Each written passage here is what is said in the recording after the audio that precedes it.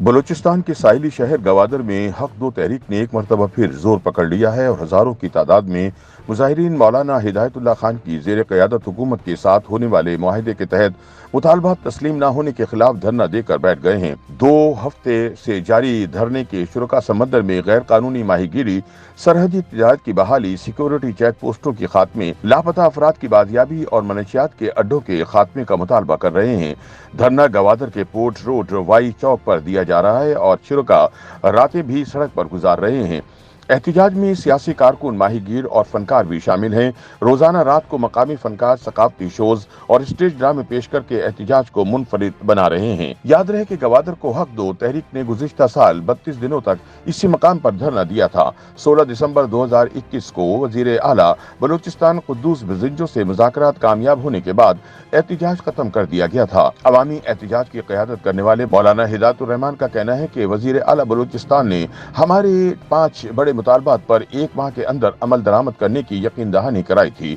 ہمارے ساتھ تحریری معاہدہ بھی کیا، تاہم وزیر اعلیٰ نے وعدے کی پاسداری نہیں کی، اس لیے ہم نے 11 ماہ بعد دوبارہ احتجاج شروع کر دیا ہے۔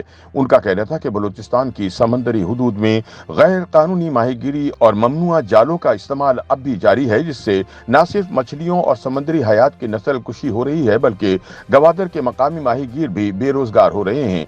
مولانا ہدایت الرحمان کے بقول سرحدی تجارت کی بحالی اور اختیارات FCC سے لے کر ضلعی انتظامیہ کو دینے کا وعدہ بھی پورا نہیں کیا گیا۔ ان کا کہنا تھا کہ غیر ضروری سیکورٹی چیک پوسٹوں کو بھی ختم نہیں کیا گیا، جبکہ لوگوں کی تذلیل بھی کی جا رہی ہے۔ گزشتہ برس حق دو تحریک کے احتجاج کو ہزاروں کی تعداد میں خواتین کی شرکت کے باعث شہرت ملی تھی، تاہم رواں سال خواتین دھرنے میں شریک نہیں ہیں۔ مولانا ہدایت الرحمان کا کہنا ہے کہ آئندہ چند دنوں میں خواتین کی بڑی احتجاجی ریلی نکالی جائے گی۔ حق دو تحریک کو رواں سال مئی میں ہونے والے بلدیاتی انتخابات میں گوادر میں واضح اکثریت ملی تھی۔ احتجاج میں 9 منتخب بلدیاتی نمائندے بھی شریک ہیں۔